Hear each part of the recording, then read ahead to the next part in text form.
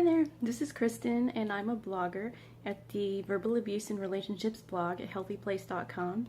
And I want to talk a little bit about boundaries in relationships and how that makes a difference in relationships where you've been verbally abused in the past or where you've been emotionally abused in the past, because it can make it hard to recognize where people have been trying to push your boundaries.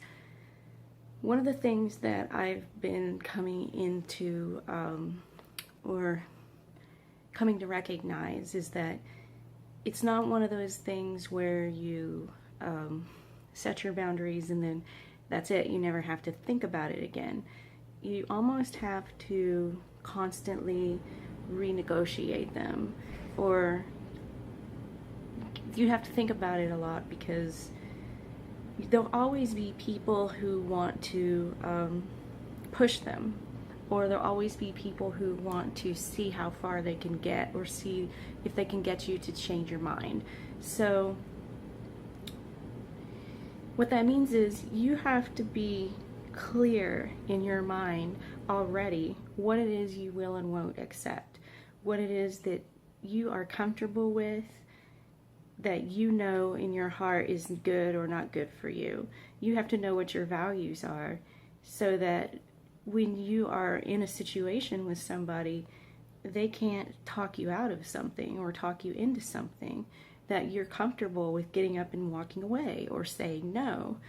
And I think that it goes even beyond that, that it's our responsibility to say no to them, to communicate our boundaries in some way clearly, and then watch how that person reacts.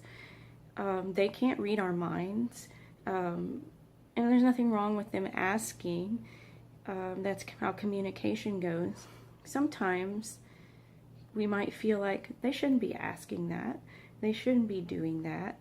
And maybe that's true, maybe it's not. You know, people come from different backgrounds, they do different things. Sometimes, you know, people cross the line, but that's kind of a red flag right there.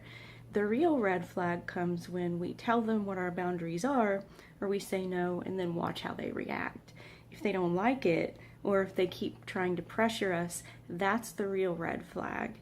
If they won't let us say no, or they won't let us, you know, have our space or protect that boundary, that's when we know what we're dealing with right there. And so that's what I've learned that I need to be on the lookout for, is people that don't respect me enough to let me have my boundary. It's really hard to say no to people. It's really hard to have your boundary. And we want to live in a world where people don't push on our boundaries. We want to just be able to walk around with our little safe boundaries. And we think that's the end of it. But no, people are going to constantly come up against them.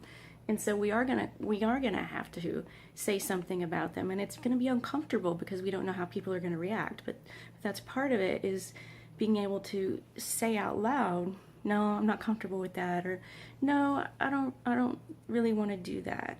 And then wait for the reaction, not knowing how they're gonna react to it, and then, you know, deal with that accordingly. And it's their responsibility to tell us how they react to it. And hopefully, if it's a healthy relationship, that's what we should be doing, is communicating our boundaries. And then if they're a healthy person, they're going to be okay with it. And hopefully we can learn from that, what happened in our past relationships. That wasn't healthy. Our boundaries weren't being respected. And so that's, you know, what I'm looking for in all my relationships going forward. Not just romantic relationships, but my friendships as well, and relationships with everyone in my life, at work, in my family, everyone. So healthy communication, I think, is part of having healthy boundaries. So thanks for listening. Goodbye.